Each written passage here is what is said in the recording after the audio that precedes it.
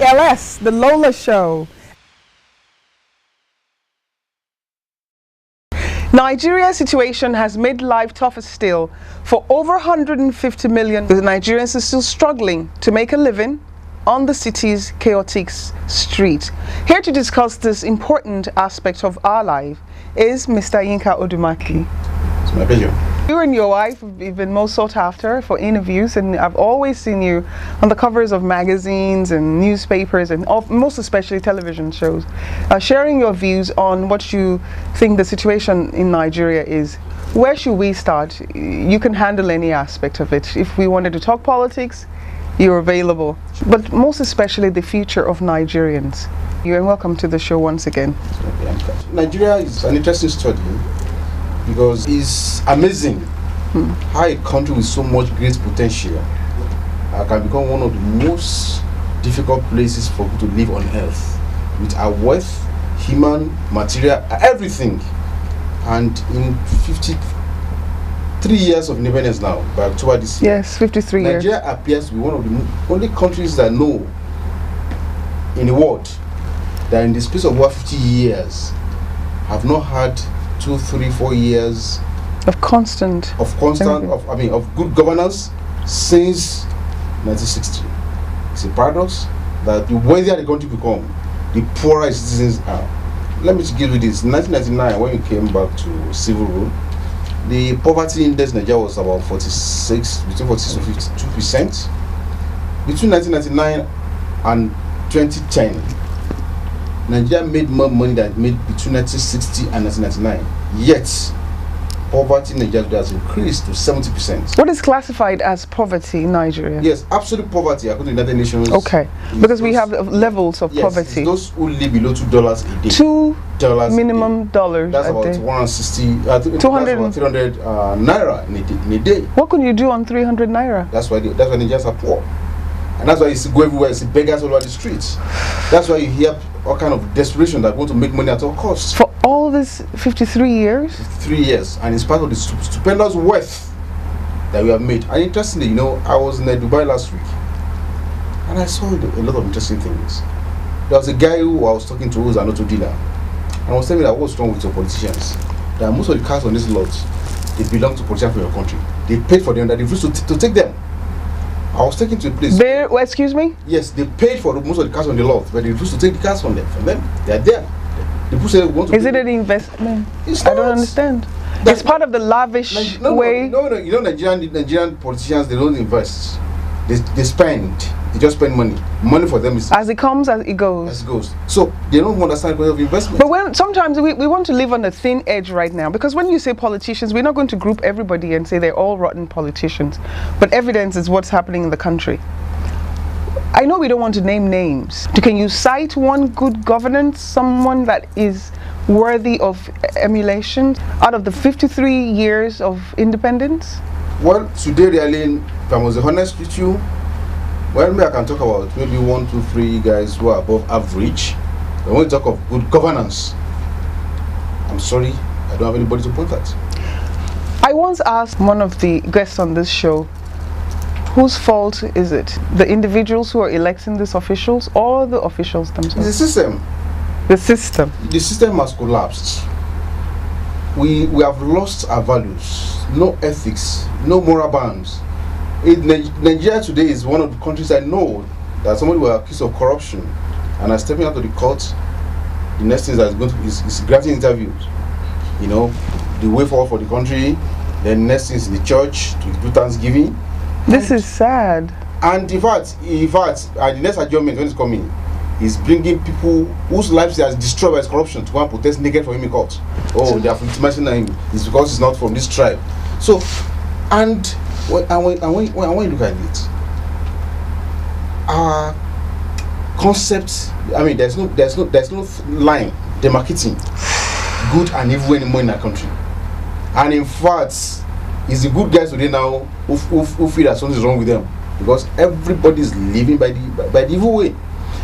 So, the more money the country is getting, the poorer the people are becoming. The most prosperous people in every city going to Nigeria today are politicians.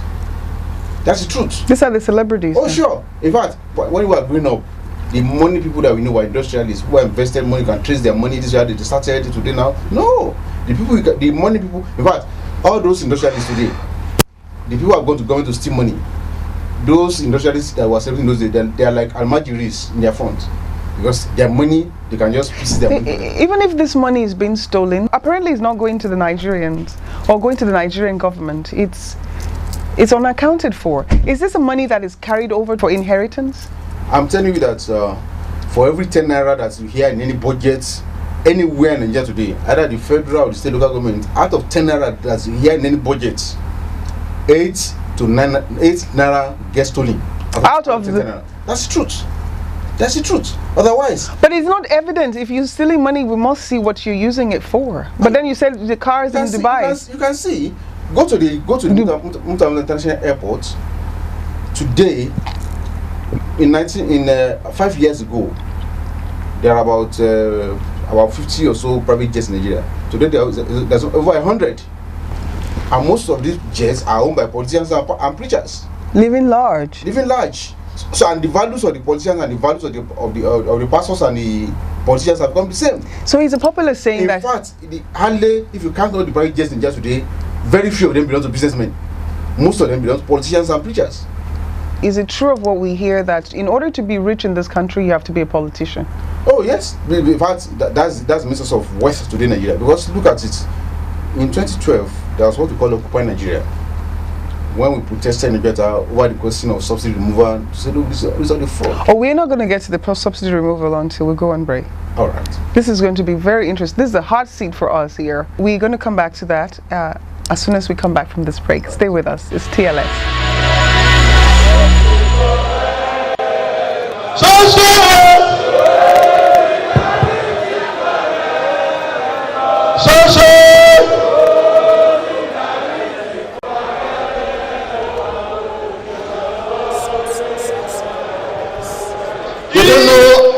Their governors, their legislators, their council chairmen are spending the resources or the budgets in their communities. They are not interested.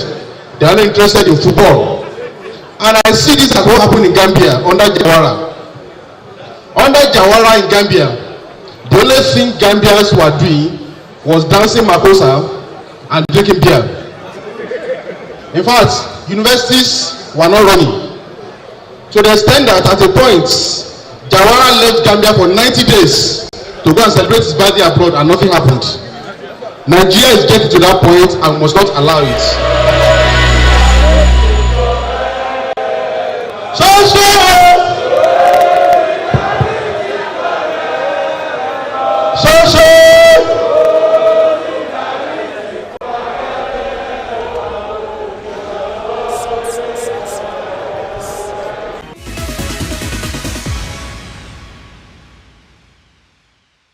Welcome back to TLS. With me on the set today is one of the most outspoken, I will say, activists in our time, Mr. Yinka Odumakin. Welcome again to the show. We were going to go into the fuel subsidy. This is an explosive interview we are having today. And you're most comfortable, but I am not comfortable. I'm almost new in the country. And and when I hear of Nigeria's and its sufferings and in the midst of plenty, it just brings tears all the time. Well, you see, the reason why many like you who are living in diaspora cannot come back home, things you're talking about. During the first social protest, I saw a woman on TV using all kind of expletives on the president.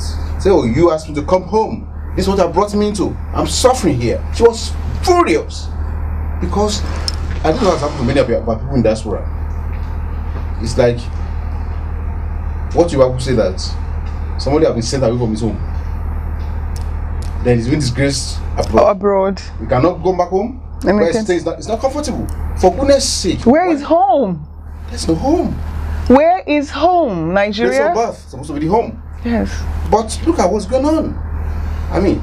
But home, please, I'm going to see it from a different point of view. I've lived here in this country and then I've lived away for so long. Sometimes I see that our problems could be what we caused ourselves. If you look into a regular household these days, you will find someone who barely earns like 20,000 naira with maybe 2 wives, plenty of children. If he feels good, do it.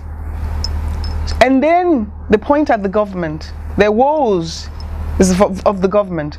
How many children can the government take care of from a family? The government does not have to take care of children in any family. Okay. The duty of the government is to provide enabling environments for enterprise to flourish and provide social services that are commonly needed. Why aren't we attracting foreign investment? How many people can the government hire? You cannot attract foreign investments. When the state when there's no power. Yeah. I mean, the president went on the It's true. Amapo show to say, oh yes, there's power in Nigeria. In Lagos. Said, No, that was for Lagos and Abuja. Yeah, and then he said, look, there are emails here from people from those cities saying they cannot watch us, but they have no He said there's lights in Lagos and Abuja. When in the digital world, the people don't have to come here to know what's happening in your country. No. When the mother of your coordinating minister for economy was kidnapped for weeks, and you had to pay ransom. What? So you do not. So you don't. That's a part of advertisement. There's no amount of branding that you do that will take that away. That will generate. I mean, how many foreign workers have been kidnapped recent time? Some are seeing the kidnapper dens. I'll talk about northern Nigeria. So, except for when I'm telling people today, most of the people that you still find who are foreign businessmen today are mostly people want to take advantage. Is there a way out? There's a way out. Look, I don't know how many people have read. There's a book by Asemoglu and Robinson, Why Nations Fail. They made it very clear that any society that's going through what you're going through has to experience a revolution before it can find its bearing. And they talk about America today, we talk about France, we talk about Britain. Until they had a revolution, that they put aside the elites who are using society for their narrow and selfish interests and establish society based on rule of law, where they're able to democratize. Industrial revolution did not take place until after those revolution. In fact, in France, they beheaded their king. It was after they established that they had rule of law that people are able to use political freedom to create a favorable economic atmosphere. Earlier on, I was talking about, we are going to talk about first subsidy. Yeah. How can you talk about a society where you saw what happened to the Law Farouk Committee? People who they supply a drum of diesel or petrol, taking away billions of naira. So what's incentive is this society for development? When somebody can just walk away with billions of naira without doing anything, and somebody has to work for a whole month, 30 days, all he said to is 18,000 naira, which is not even paid on time. You have a dysfunctional society. So when Clinton came here recently and said that the Nigerian leaders have made nonsense, they've not made it good use of receipt of oil. That's what I'm talking about. Do you know that there was a popular saying in the United States that most of the time blacks are not qualified to make judgments or decisions? Is it true? That's not true. There's nothing wrong with that. There's nothing wrong with being black. Nothing. Barack Obama is a black man. We have great leaders around the world who are black. Nelson Mandela is not white, right? It's about corrupt and bad leaders. It doesn't have to do with our culture too? Well, I think when you talk about culture, yeah, you know, it's very culture of accepting. It's very elastic now. Yeah, you see, because oppression has its own culture. Yeah, corruption has its own culture. People are responding to the incentives that society provide, and I don't think there's anything intrinsically bad about our people, but it is the way, it's what leadership that offers. I'll tell you a story. After the last elections in 2011. President Goodluck Jonathan had a dinner with a couple in Nigeria, and the first person to speak there was Mr. Peter Sadatedo, and this I can mention his name because it's on record. And the first thing he said was that, Mr. President, we congratulate you for winning this election, but more importantly, we congratulate ourselves, because if your opponent had won, many of us would have gone to exile. So what are they doing that would have taken them to exile if somebody else had won? That's what we have to ask ourselves. And Professor Lola came in recently when he was giving the inauguration lecture for Mimiko in Akure, said something that there is hardly anybody that can call himself a billionaire in Nigeria today who has not put his hand into corruption. And that's an affront. It is true, because in this kind of, you have been here in this kind of economy, how easy is it to make billion in a honest way? It is those who are calling themselves billionaires today, take a list. There are people who have taken undue advantage of the system because corruption. How are these Nigerians accepted into the larger part of the world? Let's say, because it's easier to dance around with the presidents of different other countries if they have made it rich here. Well, it depends on the kind of countries where they go. They've been accepted. There are countries, I know those who call themselves billionaires today who cannot enter certain countries. James Ibori, from the lowest court in Nigeria to the highest court, they said there's something wrong with him. No offense. Today he's a prisoner in Britain. So it's not every society that's like our own. And there are decent society. And when we look at most society, they are part of the society talking about the fact that have been able to revolutionize society, that have bring about change, establish certain standard. In America, but in America where I come from, yeah.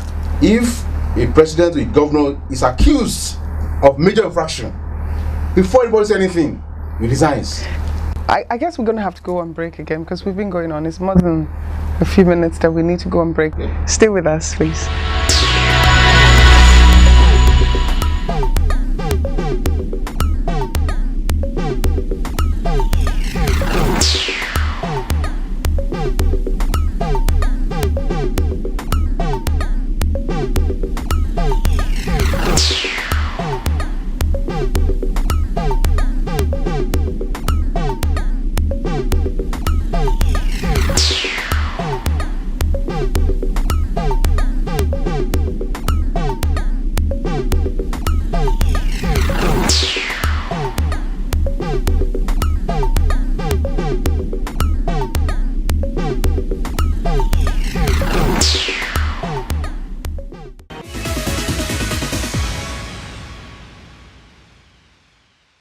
You are one activist. Yeah.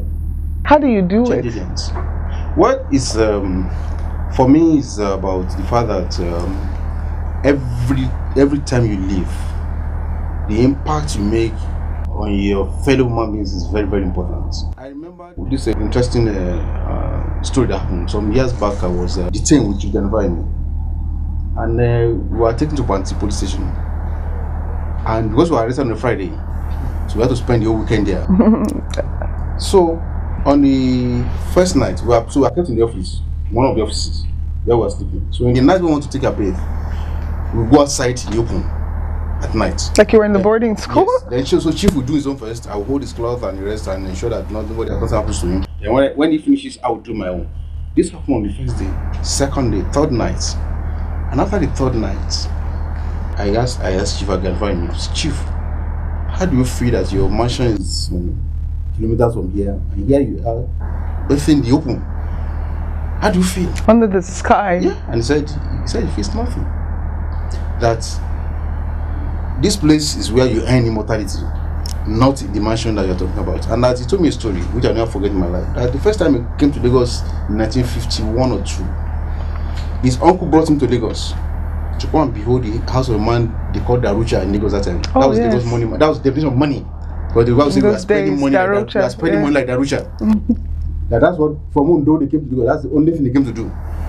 But do I remember can I tell anybody where the house used to be today now? And even if we are looking at it, will anybody be proud of it? Will want to look at anything in it? No. That all these things will diminish. All these things will go away.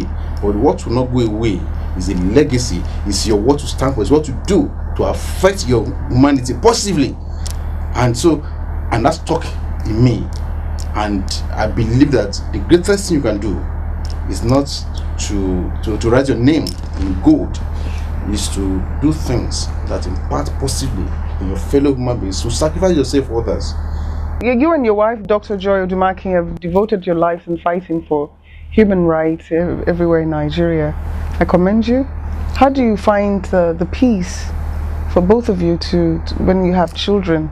Well, we are doing things differently. We met in the course of interestingly we met in a detention facility under the military, and we share like passion, and so when you share like passion, there's no conflict. You're able to understand each other, your schedule, and then prioritize and ensure that you organize your lives around your beliefs so that no one does not affect you. What would one day want your child to be? Whatever they want to be. What would you like Nigerians themselves to do? Nigerians themselves have to take back their country. there comes a time when people must say enough is enough. We ain't taking no more. What is the process of this? Oh, the point is very clear. The process started in Nigeria in January 2012 when people came out in their millions. For goodness sake, let's not underrate that moment. The reason our government has not had the guts to officially increase the pump price of petroleum between January 2012 and now is because they are afraid of what the people will do. You mean there could have been another one? Oh, the agreement with Labour was that let's go back to 97 in next April. We are going to increase it, but they are mortally scared, and that template we must not lose it. That when the people rise to say we aren't taking no more, there's nobody. You saw that rally as successful. Oh, it was big success because for once it's a lot of myth. Because see all along they believe Nigerians they end their living by day on daily basis. After 2 days they go back to work. A lot of people compare that to the uprising in Egypt, and they compared it to ours as entertaining.